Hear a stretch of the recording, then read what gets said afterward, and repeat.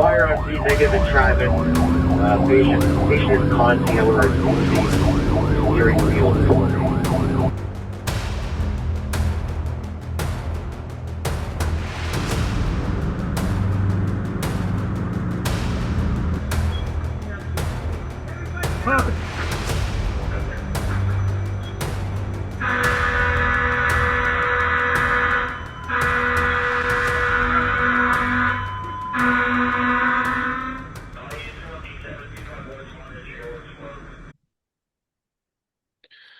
All right, folks, we're at it again. This is going to be another heater. Kind of like the last one, the last episode that I uploaded, that was a solo episode, but I am here with Jarrod is a longtime friend of mine, and he follows Mad Bell. We chat, we text, we complain to each other, we support each other. But Jarrod and I came through the fire service kind of together. Where the Starting him boys starting in what's that? boys are going now. Oh, are they? They got a box somewhere. I don't know where, but Um, and interstate we to were go. uh we were chatting about some of the struggles, I guess is the word. And this is really this is an episode that's coming from a retired chief Yeah. that has been through it all in some regards. So I guess, Jarrod, let's just start with this episode is all about the struggles, and it's the struggles of the chief officer, not necessarily a chief. It just could be just an officer. But, let's kind of paint the picture of your experience, where you started, and how you ended up as fire chief in the Hamburg borough. Yeah. So I started probably like many of us at 16 in school, didn't have a lot to do. Always knew that when that fire whistle went off, because we still had a house siren back then. I lived right in town. What's going on? What did you do? Where are the guys going? You ride your bikes up to the firehouse and look at the trucks coming out. I did that for years when I was a kid. Our past chief, Troy Hatt, used to live in the alley down the street from us. We knew Troy was a chief, just like everything growing up. You'd see the trucks out at parades, you'd see them everywhere. Like it was the cool thing to do. And then at 16, I wasn't able to join the firehouse yet because you had to be 18 at the time. Oh, wow. So my jump into this was really at 16, I could go up to the ambulance and be an observer, hop on the truck, just ride along with the crews. And then I got experience on EMS and then slowly went and got my first responder, my EMT, and then kind of did that for a number of years until I was able to jump into the firehouse. Where we had it was a good group of, it was a lot of people back then. At 18, I remember just living in town until you could get up to the firehouse. They were already out the door. I mean, the foundry next door was giving people out to help to turn calls out. There was people everywhere, you know, everywhere. Like it just was a reality. And you were the young kids, so you knew it was lucky if you could ever catch a seat. And that seat was always a jump seat, and you were the king of the day when you got those seats, and nobody else was around. And then there were times where you got bumped out because you were a low man on pole, and it sucked, but you got to put in your time, and that's just what you did. And then over the years, things changed. The foundry changed their policies. People started getting jobs out of the area. Just lifestyle changes. The calls kept going up. The call types started changing. The county started changing things. We went from running literally, I think, at all over Berks County, and then they started changing a lot of the run card types and things over the years as the years kept going by and the needs changed. So we were just always at the forefront. We fought a lot of fires and ran a lot of wrecks. I mean, For sure. today proves it. Yeah, I was going to ask you just to elaborate and give people an idea how busy your department is. What's the current call volume of the Hamburg Fire Department, or what So was it when? before I left in December, they turned just about, I think it was 930, 940 they did for the year. Approximate breakdown of that. You don't have to be exact. So yeah, I didn't get to really see it. Out of that, I'd say 55% of that was medical slash accidents. Hmm. Take out the medical part because we don't run near as many medical assists as we used to. Hmm. But a lot of them are motor vehicle accidents. And then you have your nuisance alarms out of your stats out there. Hmm. And I had, when I became chief, we went to a staff car concept just because of the manpower shortage that we were seeing over the years. A Hmm. lot of the nuisance alarms out there, you can essentially handle with a staff officer only. And we really shifted that just because of the manpower struggles that we've been seeing. Right. And I'll be honest, I took a lot of flack from a lot of people on why we were doing that. But it's cheaper to run an SUV than what it is to run an apparatus. We just didn't have a blanketed SUV. It was staffed with gas meters. It had oil dry, forcible entry tools, air packs, thermals. You name it, we had it. The command stuff that we needed to run in there, ropes. I mean, we So loaded our. was this a duty wagon or was this a utility of sorts that any officer or member could take if they were available for a call? So it was set up as a officer assigned vehicle, but Okay. as a utility style. Yeah, gotcha. We did have a like right now. Our deputy chief Hartman and his son that took one of the other deputy chief spots. They share, their pickup that they have. At one point, we did have 3 SUVs in the pickup, Wow. and then just over time, because with budgets, I mean, we're Right. I mean we're doing very well, but like every department in this state, it's a struggle. We're not out buying $100,000 pickups. We were getting used, vehicles from EMS squads and just rotating them in as we could because um, it just, I mean, I know my vehicle was struck, my personal vehicle, and we had an incident with a few years ago with a person over in Tillman Township where they struck one of the fire officers during it. They got into an altercation. They claimed they didn't know who we were. I mean, red lights on a red vehicle, and you say fire department with a radio strap. But so we kind of went to the concept of we need to be more visible in the community, and it's a good marketing tool board. And I don't think that the general public realizes the amount of wear and tear it does put on your own vehicles. No, no, for sure. Scratches, dents, getting stuck. Fuel. And yeah, the fuel. I mean, we were fortunate where we do have a very, very small fuel allotment that the officers do get, and it would be the chief officers that are responsible. That's good. And it's a very managed system. Yeah. We have full accountability on it, but those officers do get a little bit of a fuel stipend for running the calls. I know during the course of my career, I don't remember if I was captain that year or if I was the first year as a deputy chief, but that was when our EMS program just went crazy. And we had run that year almost 1,200 calls. Wow. Out of that 1,200, over half of that were EMS calls. And it was a big tax on the department. I can imagine. It was a lot. I mean, it's a lot. And we've always had a very good group of dedicated people, but in the end of the day, it really comes down to the chief and my deputy chiefs and my captains and my lieutenants. And I took a lot of the brunt of it only because I work local here in our first due area. And Right, but you're a business owner in the first due, and that has a negative effect. And we'll get into this, but that's going to have a negative effect on your business and your personal life. So that's where, and this conversation, just so everybody knows, this conversation, it was spurred by the previous episode I posted, and ironically today, I posted we'll call it an article on unpopular opinions, and it's about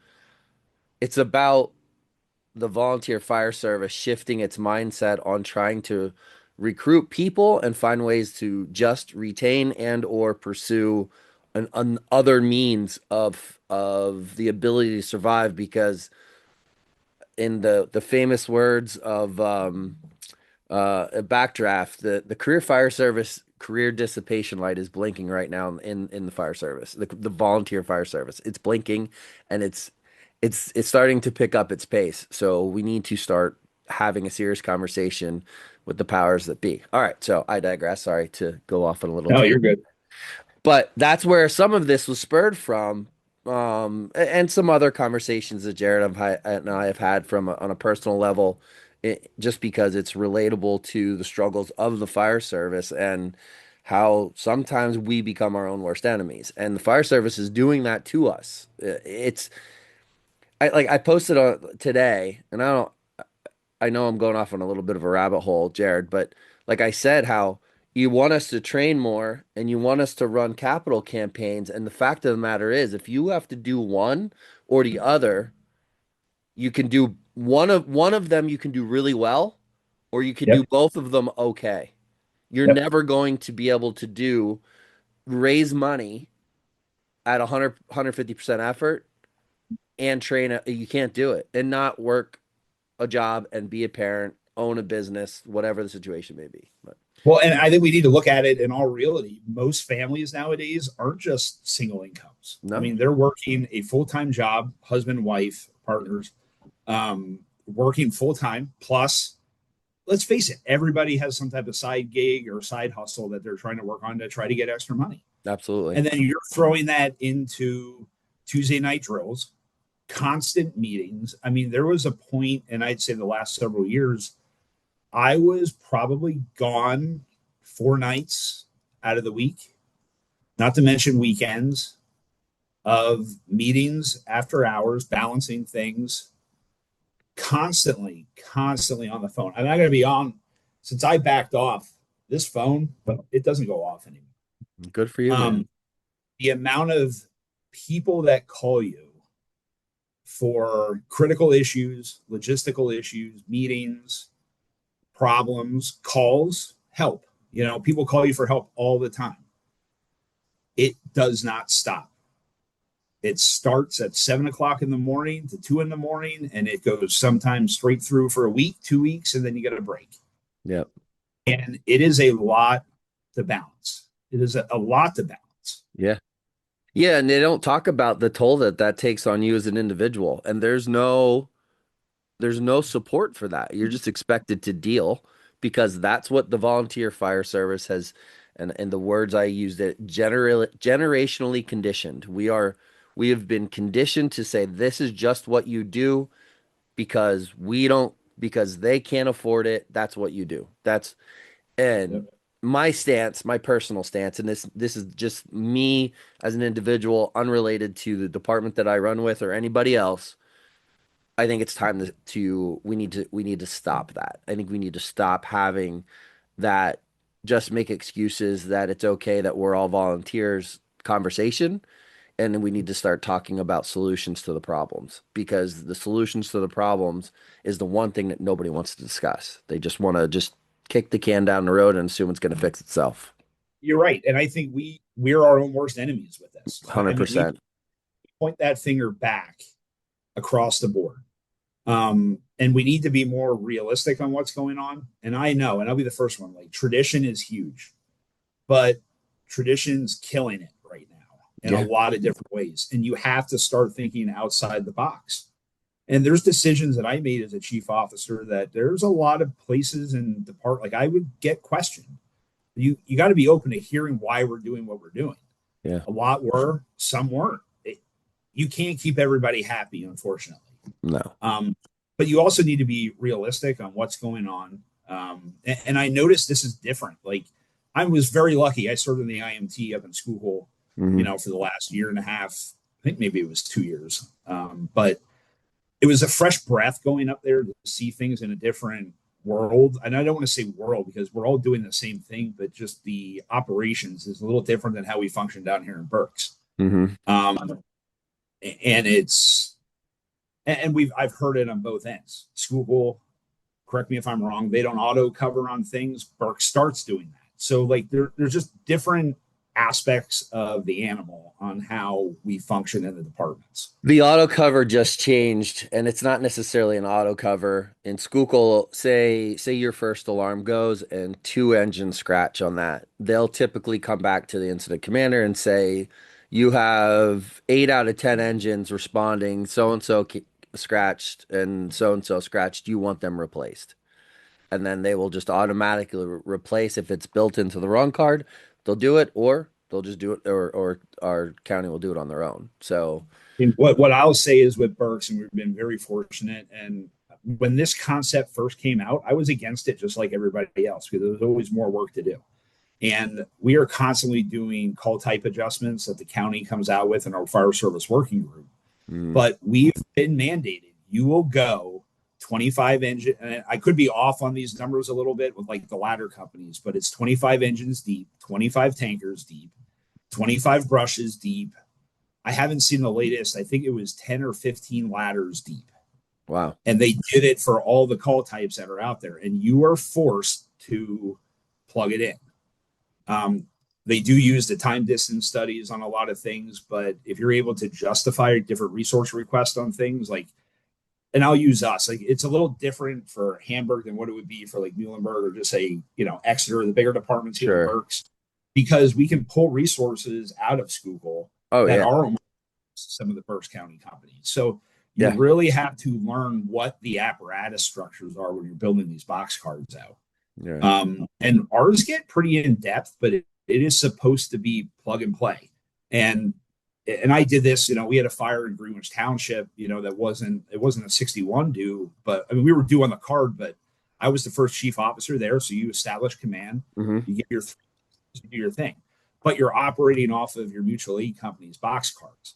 Well, it's set up that if you say, I've got a working fire, hit my second alarm, add me 6 tankers. You don't need to sit there and say, well, what are my 6 tankers? No, it's auto. You just go off that run card and they're banging the next 6 tankers and they're auto replacing them if they don't get out.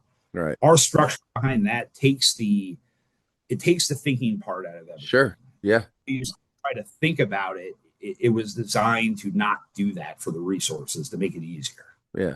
No, I mean, that's probably a little bit outside the scope of what we originally decided on this episode for, but that's fine. It's all good stuff. Whatever you can do in the moment as an incident commander to make life a little bit easier, a little bit less hectic, and the less thinking that you have to do. Like it's so nice to have, and that falls down into just your personnel and the training that you do in station. Like if you don't have to micromanage or paint by numbers, tell people what to do, or have other departments like they're just automatically coming. And that kind of happens with us a little bit. I mean, we don't get called to Hamburg quite as much as we used to, but that's a call volume thing. And maybe but we still get called on an automatic situation, depending on your staffing or what's going on or whatever. And it's the same thing. Like I remember the one call, we showed up and you were like, Frank, what are you guys even doing here? I didn't even know. I'm like, dude, we're on the box. I don't know what to tell you. Yeah, it was a silo. Stuff failed at 2 a.m, and it is what it is. Yeah, it is what it is. Well, no, not that one. That was a different one. That was a different call. It was that silo fire that was during the day, and we ended up going standby. I think you were in Windsor Township, if I remember correctly. But we were dispatched to go to the scene instead of a standby, and it was just automatic. Even you were like, "Oh, didn't even realize that you guys were coming," and it was fine. We turned around, went back, went to the station. We think we handled an AFA while we were there, and then helped you guys pack hose and get everything back in service when you got back. So, so we're talking about the struggles. There are struggles that years ago. They'd be like, you've hit your first alarm or your second alarm and you have nothing else. What do you do? Yeah. Well, now we've built these 5, 6, 7 alarms deep of that concept. Like those are the struggles that we've, it's a huge positive now. It is a huge positive, but I guess part of that struggle is people don't understand the amount of time it takes to sit down and do all that. Hours and days. It takes days. Even on revamps, it takes days. Yeah. And you are trying to make not necessarily the best decision for, how do I word this? You're trying to use the best resources with resources and staffing and time of day to accommodate your needs. And I mean, I not to throw anybody under the bus, but we just saw what hit the news in Tamaqua this week, and Yeah. there's questions on staffing, accountability, and other things like that. And that's all stuff that now with the legality, I mean, they are really, these court cases are getting crazy, Yeah. and justification and the workman's comp side of it is insane, because they will deny you workman's comp coverage for injuries if you don't have the necessary training. And there's a lot of moving parts with this when it gets into arbitration, and I've seen it, and it's ugly. It's funny you say that, because when we did that Skook training day at Summit Station a little while ago, and me and Nick Miller did the primary search part of that round table or rotating training for the day. And they were talking to people, and I was very vocal about this, and I'm vocal about it all the time, and some people don't like it. I said, any of you that are in this search drill right now, and you plan to do interior operations, need to shave your beards. And they all looked Mhm. at me, and I was like, I am not trying to be a jerk. I said, but you owe it not only to your department, but to your family, that God forbid something does happen, and hypothetically, you're not NFPA compliant. I don't want to be the interior operations officer or the captain or the chief or whoever's running the incident that has to come back to your family. It's like, I'm sorry, I don't, the workman's comp might not be covered because you weren't NFPA compliant. Your husband or son shouldn't have been in there. And And that's a that's a reality. it is a reality. And I'll tell you this, we had a near close. We almost had a near firefighter fatality a number of years ago on a working fire we had over in Tilton Township. We had a member that went down, fell through the floor. I was exterior. I was the one that found him, made it to the basement. We did a rapid extrication just on our rip drills. There were some things that I did that weren't probably NFPA compliant, but we got him in and we got him out, and he was in the ICU, flown him. He was in there for a long time. And I remember Chief had at the time, he was running that call. I mean, it took a toll on a lot of people. Oh yeah. And we did a huge after action review on that. I mean, Billy Goldfeder in Close Calls did a write up on that fire on us. No way. I was the lieutenant there, and I felt like everything I did was wrong, but I just happened to be in the right place at the right time. Right. You know, and we ended up. I mean, he's the gentleman that was rescued out of that. He's still alive to this day.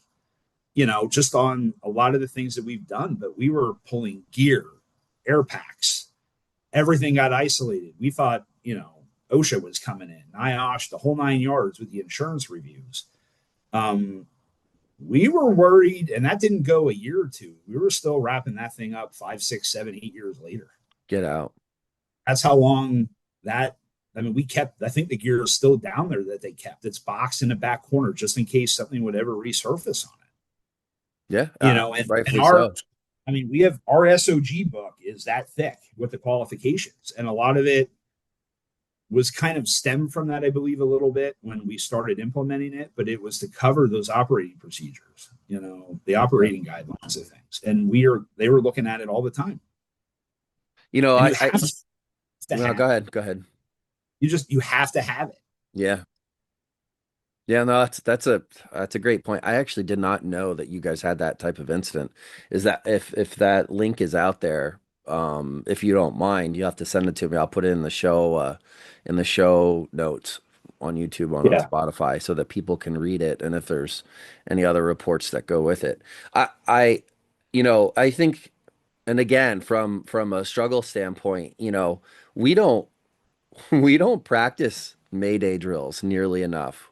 We don't practice rapid intervention. Even if you're not a RIT team, you should still have concept of it. Yeah, awareness is good. I'm not gonna say it's not. But like rapid intervention to me is almost as important, because 9 times out of 10, it's not the RIT team that's going to be getting the person. It's going to be the other guys that are there or somebody else that's interior with them. It's just as important as firefighter survival. And it's incredible that some of that stuff hasn't been more streamlined for the fire service. But granted, you were just adding more training requirements and time away from doing all of the other stuff that we have to be also committed to doing. So it's us partly creating our own problems. Yeah. Yeah. I mean, and we do it by accident. We do it on purpose. It just, things happen the way they happen. You Yeah. It just happens. When you get a chance, send that over to me. So, I mean, fire department level, we could probably commit an entire episode, and I have no problems doing this in segments, but like to the struggles of the fire service level. I mean, it's so much bigger than just what we're talking about. It's a bunch of class A personality people in the same room that all are passionate about what they're doing. That becomes a problem. It's dealing with social halls and alcohol in the volunteer fire service because let's face it, it's real. It's guys not wearing their gear on fire calls, people not shaving, people not in shape of some kind. Like, I'm not saying you have to pass a physical test to be a volunteer, but like there's walking line of duty deaths on every fire ground everywhere that involves a volunteer fire service. And let's be realistic about that. That's the truth. We're Yeah. worried. I saw this on, might have been Back of the Bay, I think, their social media page. I saw and it was like, we have chief officers worried about people not wearing gear. Meanwhile, they're not worried about the health and well-being of their firemen. And I'm like, it's kind of Yeah. true, Yeah. and It I'm is. not dogging people who are, in any way, shape, or form. I could definitely lose a couple LBs. There's no question. I do try to stay ahead of that though, but I am 47. And you and I talked about it. Here's the other caveat to this.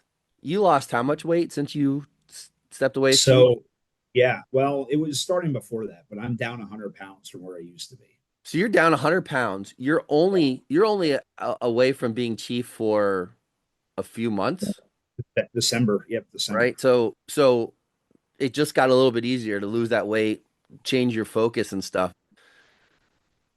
Where again, the part of creating our own problems, we have so much that goes into this, and people just ignore it. And Yeah, yeah, we're left to pick up the pieces and figure out what it's doing to us as individuals, let alone what it's doing to our department. But anyways, let's talk about some of these other struggles because we yeah. talked about like kind of the community municipality level struggles. And this is where this is the part where like I personally am frustrated in my own situation is I feel like it's just expected that the volunteer department is to just do their job and not ask any questions. That's what it feels like. Yeah. That's me. That is my personal feelings. That should not be reflected upon anybody else. Let's talk about like your experience because you were involved for a very long time. You have one of the busiest volunteer departments previously while you were chief in our regional Yeah, area. the Southern Schuylkill, Northern, yeah, we are. Northern Berks, yeah, we are. So, Let's talk about that. Like how do those conversations happen? Like what do we have to do to change the conversation with our borough managers, our borough councils, our township supervisors, and our community in general to be like, listen, you guys need to come up with a compromise because we can't keep this up forever. That's my opinion. But why don't you comment on that? what we did was for the long time, and this isn't to knock on anybody, but we finally got to a point where I said we need to form a municipal working group committee. We need to educate the municipalities. And the challenge that we've always had with us is you have two townships that meet on the same night, the borough that would meet on a separate night. And we could never devote the appropriate time to get everybody in. It was always like we were trying to not give six different messages, but it just kind of seemed that's how it panned out. So we had formed a municipal working group committee, which consisted of a board member from each three municipalities, which was Hamburg Borough, Tilden, and Windsor. And then they appointed a community rep that sat on the board with the fire chiefs, the trustees, and the officers. And we would meet quarterly, and it gave us a chance to sit down and we would pick various topics, run cards, funding, the new rescue that we're in the process of working on, a tax incentive program. And it gave everybody a chance because you can't have more than one supervisor in the room from each department or each municipality because then you're violating a sunshine law violation. You can't do that. But how do you start getting everybody to get on the same page? And the problem we had for a long time was they felt that it was always a closed door meeting. So, and the only way to really get above that was to do what we did, was to get the members to sit down, start having productive meetings and covering these topics. Funding was a big one. Funding is still a big one. And we have made a lot of headway just by opening the doors, opening the books, showing, explaining. You ask questions, this is why we're doing what we're doing. And that was instrumental in us getting the last several LSA grants that we were awarded, and also the funding for the new rescue. And we have made a lot of headway, but we're still behind. Sure. And it's not just us. I talked to chiefs in Shuey, Strausstown, Pine Grove, Schuylkill Haven, Kempton. We're on the phone with Kutztown. A lot of the busier departments, and we all have the same problem. We're running 800 plus calls a year, and you're being expected to show up to drill, community service events, and fundraise. And the comment was, well, you should be selling more coffin barbecues. And I said, I get that, but at $1 profit, it doesn't work out at what the cost of equipment is anymore. No, yeah, that's a fair point. Not to mention, okay, if my response would be no, we shouldn't. We shouldn't be doing the ones raising the money. We're doing the ones that are actually doing the job that's protecting the community.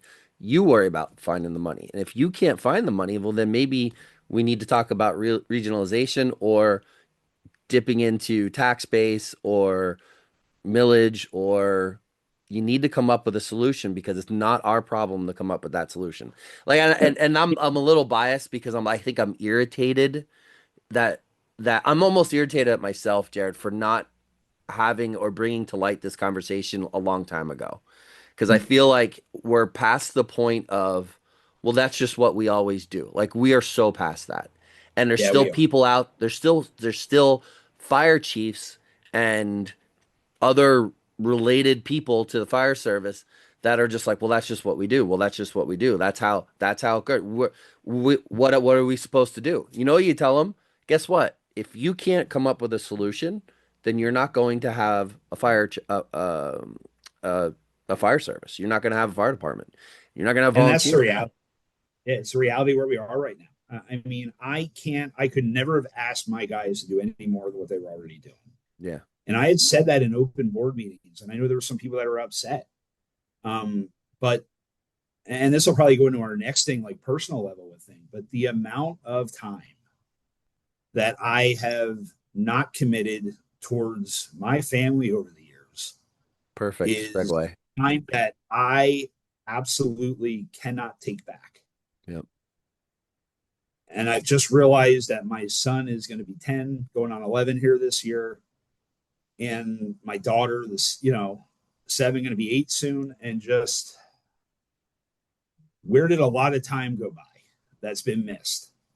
And I'm open on this. There was guess I kind of had a come to Jesus meeting after the fact a little bit, but there was a school concert that I was sitting in, and I was engaged in my phone during the entire concert, responding to an elected official's email on why we had a staffing issue one day on a call. Yeah. And it just consumed me. Yeah. And it does, because you're so passionate about what you're delivering as a service. So it's like, this just isn't a volunteer thing. This is a 24/7, 365 service that you have to manage, staff, fund, report, have accountability, and have people available to get out the door at all hours of the day, no matter what time, holidays, hours, dinner time, breakfast. It doesn't matter. Yeah.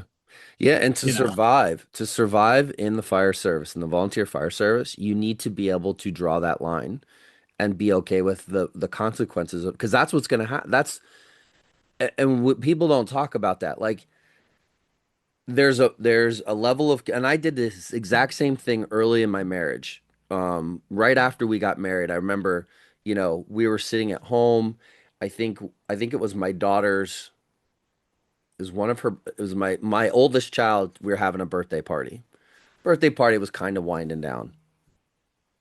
accident with entrapment came in. I'm out. I'm ready to rock out the door. And I remember getting yelled at. I was going out the door. I was like, that was the last time I did that because she stood her ground in that situation. And it made me realize, like, okay, I no longer, my responsibilities are different now. And don't get me wrong, I've towed that line probably way too many times until I got older and I started to understand the ramifications that were coming from it. And some of us, it takes you to everybody's path is different to realization. You've come to that realization. We've had this conversation. We had a very emotional conversation the other day, and you talked about the amount, we'll call it regret, but we'll like the mistakes that you've made. The reason that we're having this podcast and the reason that we're having this hard conversation is so that other members of other departments who happen to listen to this podcast hear it loud and clear, not only from you, but from myself, people who have made these mistakes already. You need to put your family and children first because if you don't, it's not going to be good for anyone. Yeah. And the hopes that you can recover that, you're never going to recover the time, but maybe recover the trust and the love that you lost during that time. And I have been nothing but fortunate in my family over the Yeah, years. Um, same.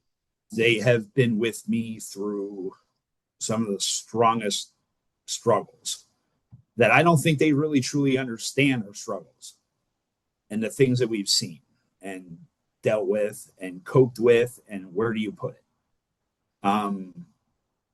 My family has stood by me and it comes at a cost. They've supported me. Yes, there's been times where I know I shouldn't have went out the door. You go out the door. Yeah. And there's times where maybe you don't want to go on the door and they're saying, no, we know it's bad. You need to go, and it comes at an emotional cost for everybody. You know, and Jared, I think that's part of the reason that I'm at this weird crossroads as a quote unquote podcaster, as a rescue captain, as a fireman, as a dad. It kind of, and maybe this is where I get angry too, is that part, there's no financial compensation to fix that. Nope. We could be paid, but if you know what, if you were hypothetically paid as a fire chief, you're still able to do scheduling and have somebody else handle the rest of it. You still got hours that you put in. As a Yep. volunteer fire chief, you're that volunteer fire chief literally 24/7 and It doesn't. It doesn't stop. doesn't stop. It's hours, all hours of the day, all hours of the night. It doesn't matter if it's a holiday, it's a weekend, a birthday party, a funeral, just dinner out with your wife and friends. It Yep. doesn't stop. A wedding, it doesn't stop, and you're conflicted because you're trying to treat a volunteer position as if it's your job. Yeah, and it shouldn't And be that way. what is it giving you in the end? I'll tell you what it's giving you. Depression, Yeah, anxiety, anger. anger, Mhm. PTSD, Yep. probably a long list of other issues. Money, you're losing money. Became, yeah. You're Some losing people you're losing are. business. It's affecting your business, work relationships, and Yeah, obviously, and the most important one is it reflects or it affects the relationship with your loved ones. yeah. And there is no municipality out there that's going to say, "Oh, I'm so sorry for that. What can we do to fix that?"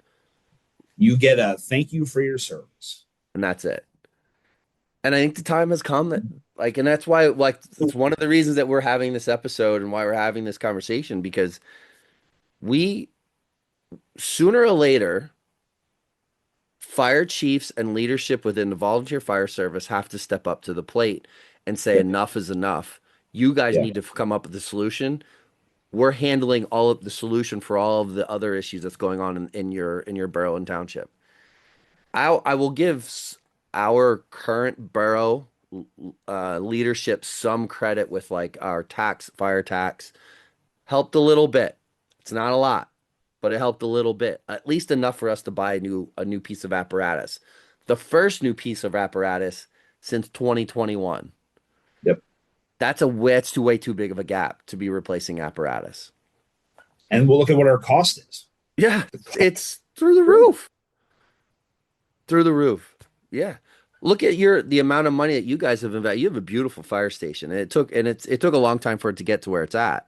it's But like, finally done after over 10 years of building it. yeah, think about you're asking men and women of the volunteer fire, hey, we need to build multi-million-dollar fire stations. We need to buy a million or more cost engines, rescues, and ladder trucks. Yep. But in the middle of all that, where's your plan for us to be able to staff and manage all of this stuff in the next 5 to 10 years? Because Yep. you're not helping us with that, and we can't do it ourselves. So This is we the were fortunate. crossroads we're at right now. Yeah, and we were fortunate. We actually had a feasibility study come in that covered apparatus, staffing, and all that. While we are making a lot of headway, and I will say that Hamburg, Tilden, and Windsor townships, they did step up. They stepped up as much as they could, dealing with tax deficits and everything else that's been going on. But there's still a lot more room to go with it. Yeah. And we need to start being more proactive at it because it's not going to get any cheaper. The staffing issues, I believe, across the area, everywhere, it's getting to be harder and harder. And I had a person in the community come up and say, well, you staff everybody because everybody leaves work. Our department with the stats, I mean, over 80% of our staff work out at East Penn, DECA. Really? They're not going to leave Copton to come out during the day to leave to go to work when they used to next door at the foundry. It doesn't happen that way anymore. Listen, man, and this some that may listen to this that are in the leadership within my department they might not like what I'm about to say, but we're just super lucky. We're not like crazy overstaffed and have a ton of people. We have the same 12 to 15 that run all the calls 24/7, and we have the Yep. same 3 to 5 that run the calls during the day, 3 of which are our senior member high school kids that all have finished essentials and are just about to have their burn. Yep. Those kids are invaluable, and I'm not saying that because my son happens to be one of them. I'm saying it because when there's 2 senior guys, a driver and officer, and I have 3 people in one car pulling in, I cannot tell you how that, even if they were juniors, as sad as that is to say, I will take those 3 knuckleheads over They'll do it. the They'll do anything you tell them to do. hell yeah. And Yeah. but they're good. Like the 3 of them have such a good head on their shoulders. But anyways, I digress. That's neither here nor there. It's just a prime example of that we're asking, and we keep talking about recruitment and for like on the personal level thing, like it's almost you can recruit all you want, but you have to want those people to stay. And the fire service and our does not do a good job of that. And so falls back on the people that you're serving and that are in charge of it, and that's our townships and our municipalities. And we've tried through some different education outlets that we have. It's hit or miss. For every 3 that walk in, you keep one. Mm-hmm. We've seen there's a lot of challenges out there where this is a job that could kill you. And unfortunately, you kind of have to bridge lightly on how you have those conversations with 16, 17, and 18-year-olds just because of Not right, child though. labor laws. But Yeah. when we screwed up when we were kids, what happened? Oh, I got the Moose flashlight many of times for screwing up, foot in the rear end, and say, "Kid, don't do it again." And when you did it again, it kicked a little harder, and you knew not to do it again. Yep. You can't do that type of stuff anymore. No, now we have code of conduct policies. And rightfully so. We should. I guess in some regards, yes. It's such a double-edged sword, but anyways, that's a whole other topic. When you're doing drills in a spring, fall, early, late spring, early summer day, and you're sweating. Oh, well, I'm sweating. Yeah. What do you think it's going to be when we got a rocker and we're going in, pushing that line in, and you're doing 100 things, humping hose and throwing ladders, and you know what I mean? You're busting your balls. It's what we do. It's what we do. Yep. 100%. Don't go until you can't go anymore. Yeah, I mean, and we enjoy what we do. That's probably the saving grace of the volunteer fire service is like we do enjoy it. Like it's not that we dislike it. We enjoy helping other people. There's no question. But sooner or later, the enjoyment's going to go away when the stress and everything else that comes along with it Yeah. overtakes it. You've gotten to that point. I've almost gotten to that point a handful of Yeah. times for different reasons. Um, but I like, mean, I've been no stranger. I mean, we 78 runs right through our first due, mhm, and everybody knows it's a highway of hell. I mean, mhm. and my hearts go out to the family this morning. There was another fatality just out here at the 34 eastbound on our end Yeah, I with heard that. Kempton this morning. The amount of death that has been seen on that highway, and I'm not just talking about it on a hand, Yeah, you yeah, know, yeah. it's hard to even explain it and to process it and where does it all go. Mhm. And it's been getting, I mean, it's been bad across the board. I know when they had the fire days back in the 90s, the old timers used to tell us about, but um, how death affects you, it's getting worse. Mhm. Um, and the fire service has changed. Mhm. It's not just doing accidents and pump outs and fires.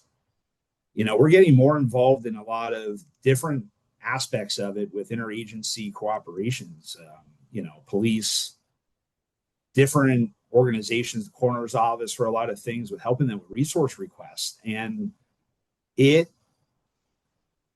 it is not the nice world that everybody thinks it is. It's not all cakes and pies, that's for sure. It's not. And I have seen, and I've been struggling with this for a long time, um, what humans do to humans, just you can't even imagine it.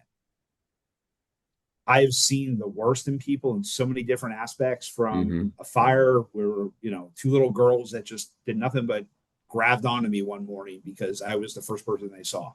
And the panic, and just to see that panic come out of their eyes, Mhm. to just the anger and the violence that takes place now. I mean, we are actively engaging in what you do in active school shooter drills now. And what is your response to go in with police to mitigate that stuff? Yeah.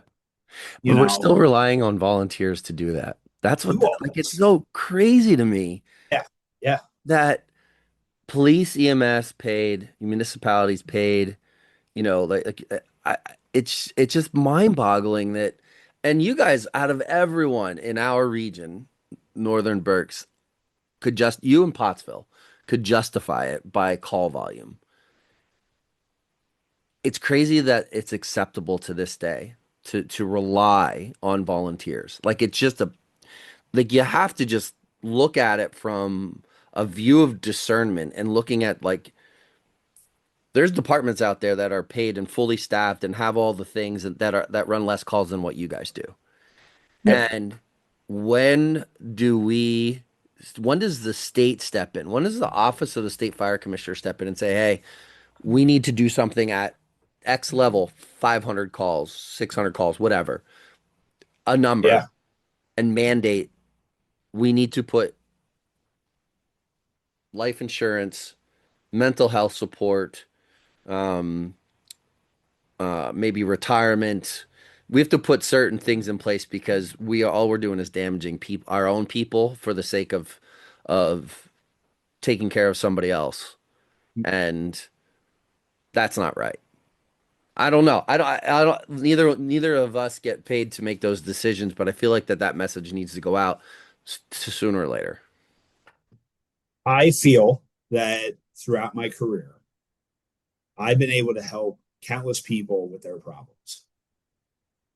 And I've not been able to help out a group of people very close to me that should have always had my undivided attention. Yeah. And why is that, and how is that acceptable? And the damage that it's Uh, caused, the anger, the frustration, the disconnect, the not being present, not being home, not engaged, hmm happy, sad, miserable, Yeah. emotions, how it all just bottles up and then you let loose one day. It's you can't even describe it until you're in that situation. And there's a lot of people. I mean, I know that we're on here having this discussion, but there's a lot of people out there that this is them. and people don't even know it. Yeah. I know there's a lot of chief officers that are going through this as well, and it is a major, major struggle. Yeah. It's a major 100%. Yeah. Yeah. Again, that's why we're having this conversation with the hopes that the right person hears it at the right time and they can make the necessary changes or come to the realization of that you know, the fire service has ruined many, many families. It Many has. families. It has ruined many individuals as well. Like I can tell you, like one of my best friends coming through the fire service, like I watched that person degrade to just a shell of the human being that they used to be. Yeah. That's from years of working as a medic, being a extremely good firefighter, aggressive firefighter, and just not having the support to address those things, which ultimately was a is just a downward spiral that I happened Yeah. to witness and be there present for and was engaged in an unfortunate way and had to, It do a sucked. thing. I had to do a thing that I never in my life thought I would have to do for Yeah. anyone. Let's just put it that way. And And it sucks. It oh, it's sucked. but then that just it's a trickle effect, man.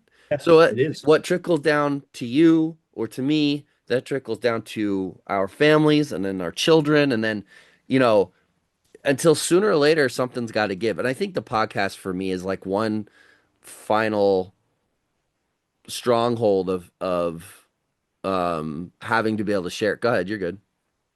Keep talking. I just want to show you something. No, you're good. It's like one final way to try to get this word out and make changes. Otherwise, I don't know what's going to happen down the road. What do you got?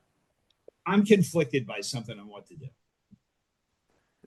Okay. And this young man, I don't know if I can see you it. can see it here. Can you see It's it? still blurry. It's focused on you. Put it like right in front of the camera. There he is. Oh, I Do you see see it. him? Yeah. There's my little boy. That's my Logan. Yeah. That guy looks up to me. There's no denying that one. Yeah.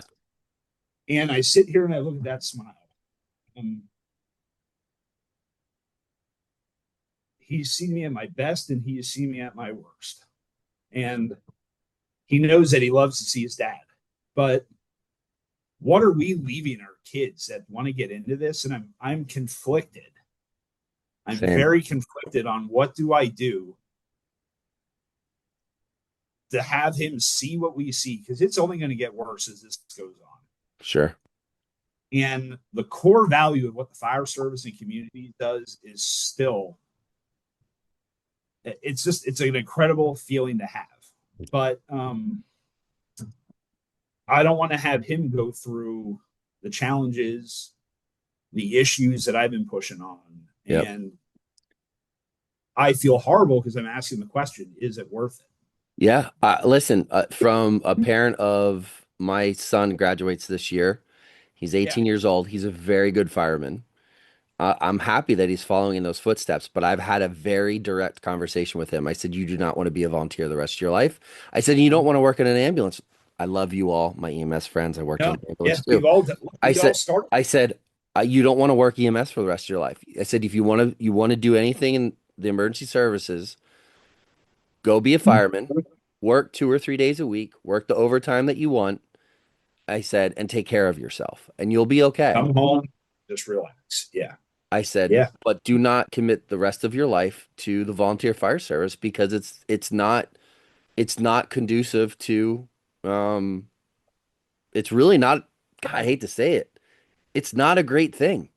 It's yeah, I mean, I don't I love we all love helping people. It feels so good. Those are the moments that keep us going year after year after year. But that ship's gonna sail sooner or later for everyone, and then we're gonna lose good people. And you get some not so good people in the fire service. Let's be honest with that too. You get some not so good toxic yeah. individuals, and We, that doesn't I mean, help. it's every department has it, and I had a person years ago that made the statement of just because you walk in the door doesn't mean it's a good fit. And it's a job interview, essentially. You know, you need to be the right fit. You need to have the right character.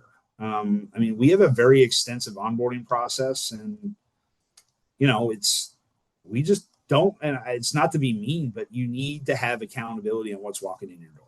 Yeah, absolutely. 100% agree. And there's people that'll say that is a harsh thing to say, but it is the reality. Well, think about what we're doing. I mean, you have to be able to trust the persons that's next to you and behind you at all times. And when that's compromised, that's when you start losing people. And if Yeah, leadership can't control it, that's when you start losing people. It's yeah, hard. I don't envy the people that have to make those decisions or or navigate those conversations. I don't envy that.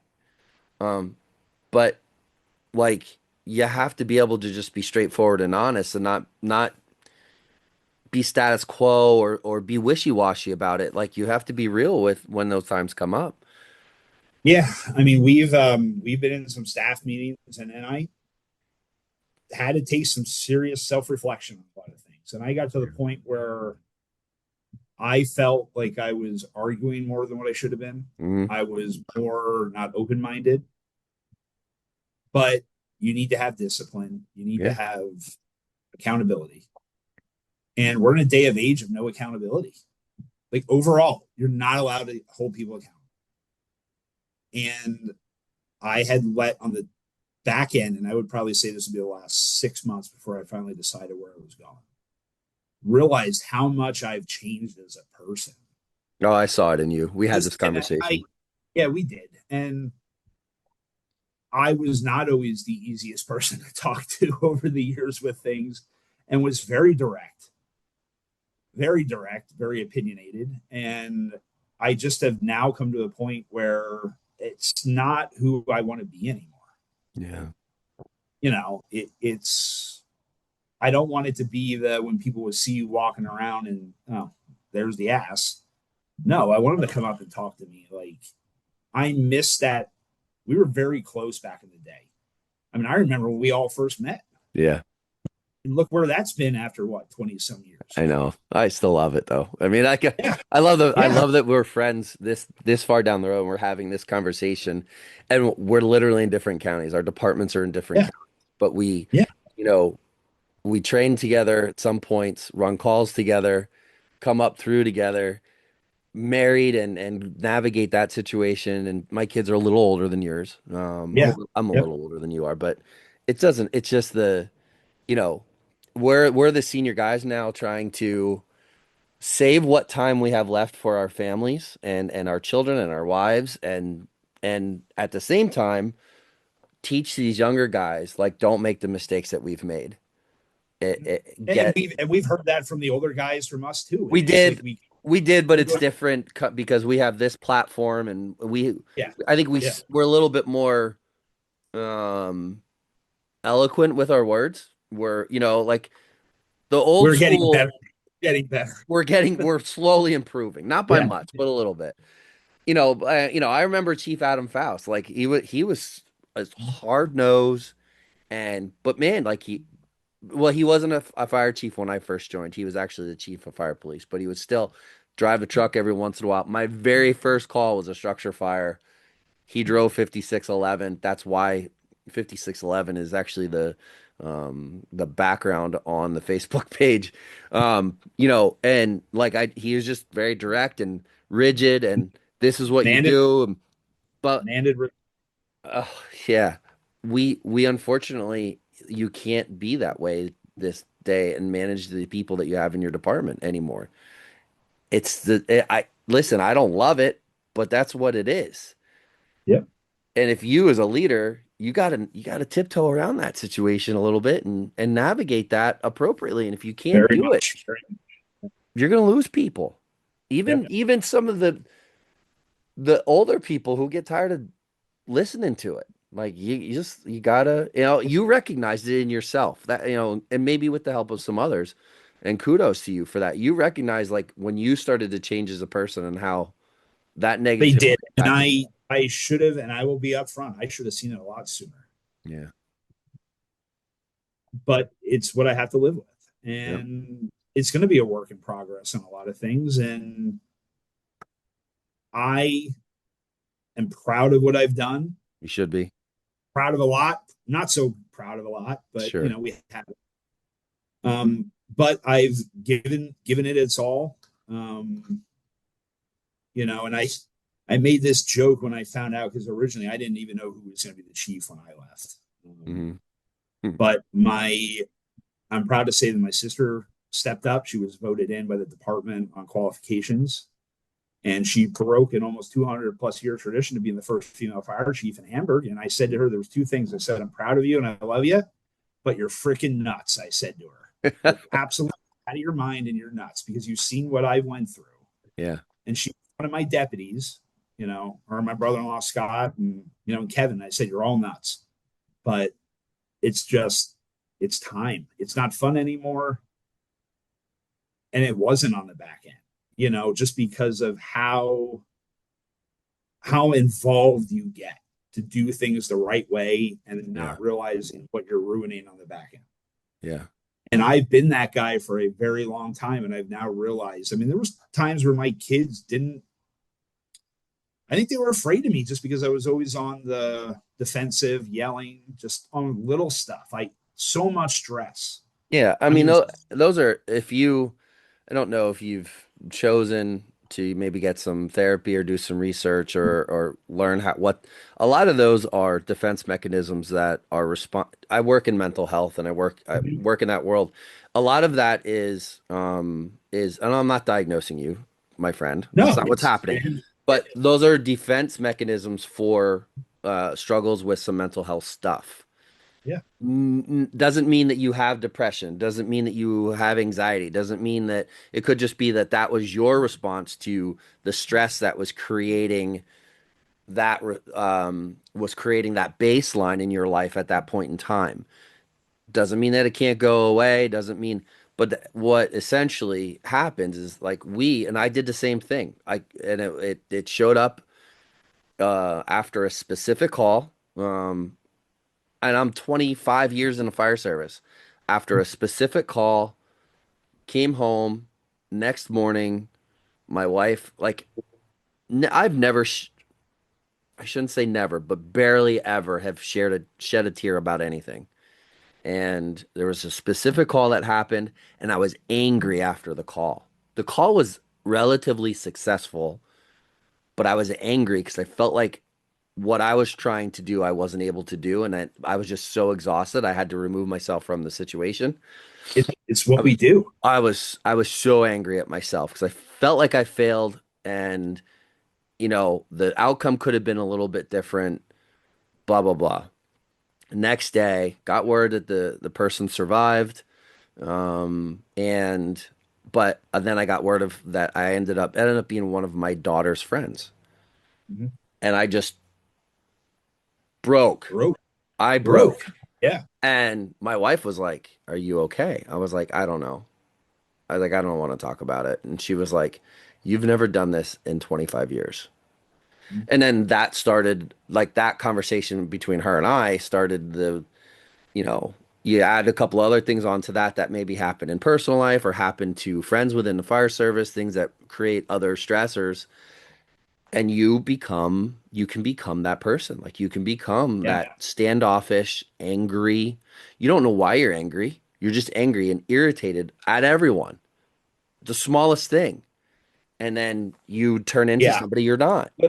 Literally the most, you're not even worth even bringing up becomes an issue. Yeah. Because you're just it's like this jar and I'm just holding this can, you know what I mean? This lid on. Yep. And when it blows, yeah, it's not good. It's ugly. And that's how I've been. Yeah. For far too long. And I got to be honest, like, I've really felt like I've started to, I'm more humbled, I think, now at a lot of things that I've seen over the years. It's good. I've taken a different approach because I feel like time, and I had a real big issue when this first started when I left. from going 24/7, 365 for the last 25 years down to literally 5 miles an hour. Yeah.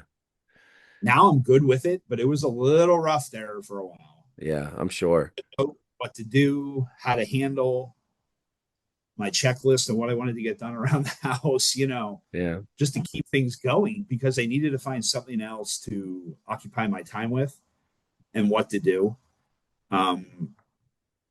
I now realize I get to spend a lot more time with my family and my kids and connect with friends and actually talk to friends. And one of my good friends, from Scouts just told me probably 3 or 4 months ago, he goes, like, we love you, Jarrod, but like when you were here in body and not in mind, because you were there and you're on your phone and you're doing 1,000 things, because and it wasn't so much work, because work's kind of chilled a little for me, but the fire service needs, and you're just so ingrained on making sure everybody's getting out, what's going on, problem solving. They go, we didn't even know who you were. I mean, you were literally just standing there almost as a skeleton, but we didn't know who you were because, and my folks at work have told me that all the times. I'd be in staff meetings and I'm worried about what's going on in the back end. And they're like, can you tell us what we just said? And I'm like, yeah, figure it out. And out the door I go to problem solve because they need me. Mm-hmm. And I'm fortunate because a lot of the folks in my office have said about, since I kind of stepped away and started to reprioritize a little bit, that you're a lot more centered, you're a lot more understanding, connected. And I have noticed it. It's good. I'm proud of you, buddy. I'm proud of you. It's going to be a long time work in progress, though. Sure. And my mother-in-law made the comment the other day to me about, because of how much Logan liked coming around the firehouse on a Tuesday. And maybe I'm selfish on this, I don't know. But I said, Mom, I don't know if I want to rip that Band-Aid off. Because I finally am more centered. And I said, doing it right now is going to be good. Yeah. Maybe down the road he's ready. Yeah. I mean, how old is he now? How old is he now? Don't push that. And I said that was one conversation that my wife and I had with our son, is I said, I will never push him in a direction. He has to choose his path. And he ended up choosing the fire service and wanting to be joining at 14 and being involved, but I still haven't pushed because he played 3 sports. I wasn't going to push. Son, you go do you. And you do you, and I'm going to support you doing you. And then, but then he gravitated toward it, was a part of a couple of important calls. It drew him in some more. And I said, but listen, I was like, if you're going to do this, consider a career. You're doing it the right way. Consider a career. Right. Yeah. Get compensated for all of the things. And when I say all of, it's a big door. That's the physical things, the mental things. Get the pension, get all those things. I said, and take care of yourself. I said, do all of the stuff so that you just maximize your chances of being successful, both from a relationship standpoint and a career standpoint. That's what you need to do. I was like, but don't get stuck in the volunteer fire service for 29 years like your dad. Yeah. I mean, Logan's on the fence where he doesn't know if he wants to go into law enforcement or to have a dog. And I'll be honest, like, one of the people that my kid looks up to is our man Trent, over in Haven and City. Yeah. With Gracie and all the dogs. Like, just the fact that he could work a dog on the fire service, like he was in awe over it. But he doesn't know if he wants to do it as being a cop or to do it as being, on the arson side. And that reminds me, I need to have him on the podcast. I've been thinking about that. Really, it's exciting because he doesn't bat an eye. My daughter, Kendall, what do you want to be? She wants to be a teacher like her mom. Nice. And our kids follow us. Speaking of unforgiving jobs. Yes. Yeah. Yeah. I mean, and their minds are made up, and I'm sure they're going to be stuck to this. But it's just how we get them into it to do it the right way. And I think we need to set them up for success and not for failure. Yeah.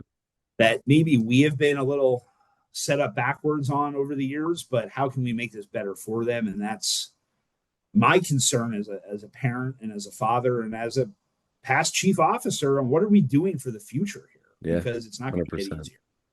It's not going to get easier.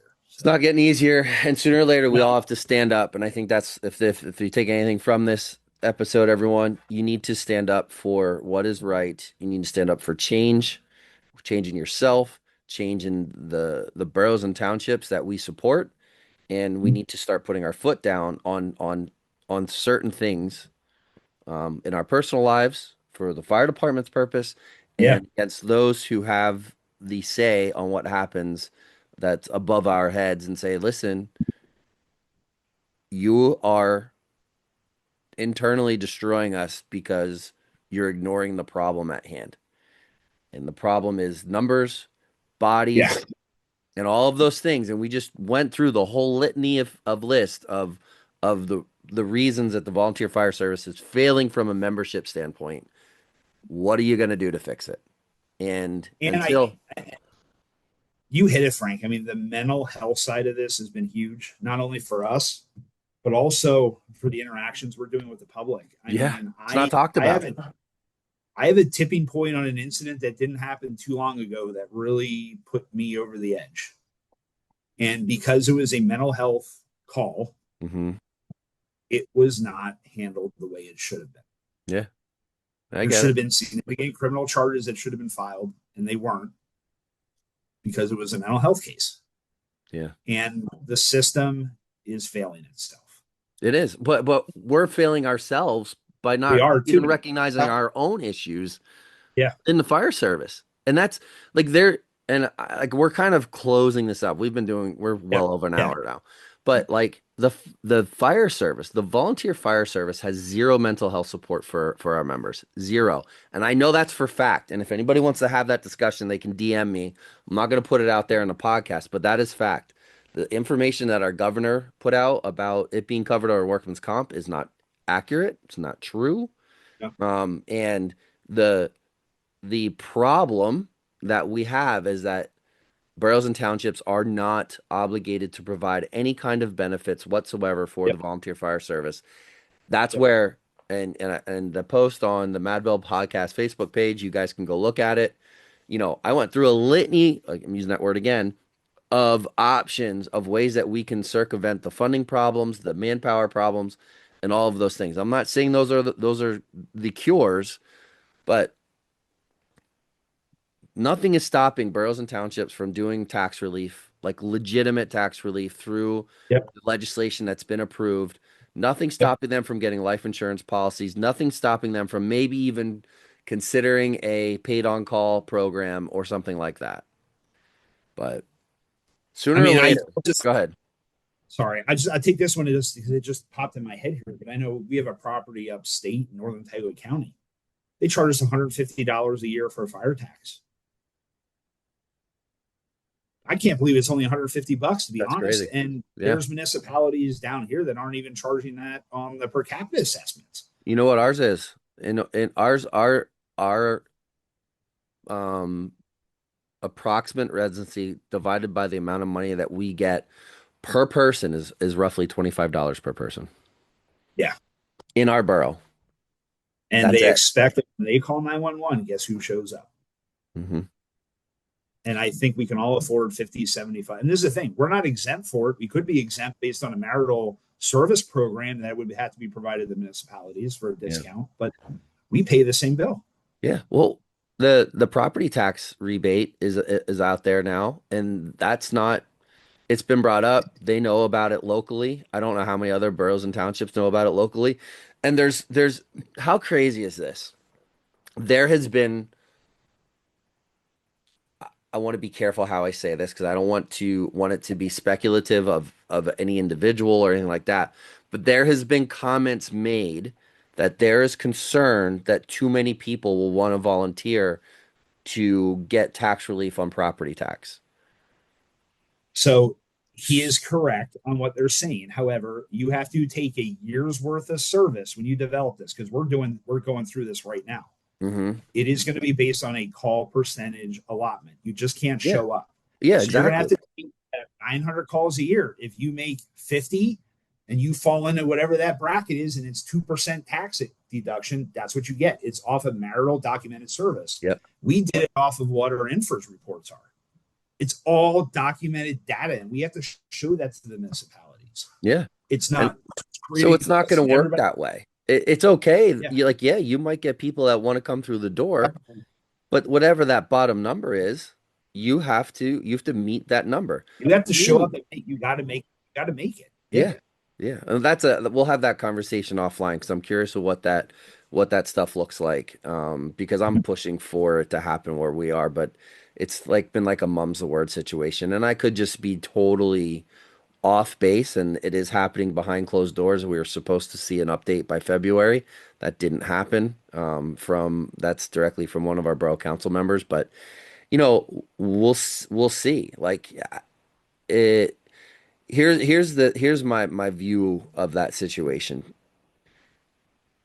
There's a day that's going to come for me, and as an individual, where I don't.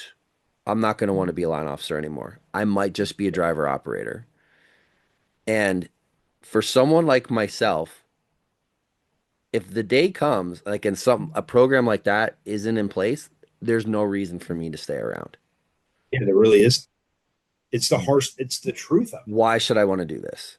Yeah, So, and that's and maybe I'm wrong for that mindset, and if I am and you don't like it, that's okay. That's just where I currently am, like mentally. Like if there's not a reason, I'm 29 years into this thing. There's not a reason for me to stick around past like a like when the physical agility side starts to deteriorate where I'm not able to pull hose lines and throw on air packs and go inside. When that comes to a close, but I can still drive a truck, pump a truck, throw a ladder. If there's no reason for me to absolutely like continue to be involved in that capacity, there's no reason to stick around. yeah. And if that's up to somebody else to create those programs, and we can motivate them, we can push them, but ultimately it falls on leadership of boroughs and townships to do it. So, but anyways, we'll have that conversation down the road. All right. We will. Well, I just want to say thank you for having me on, and just we get to chat like we always do, and Yeah, I appreciate you. glad that we can hit on this stuff. I mean, we can't hide behind it anymore. It's the Mm-mm. reality.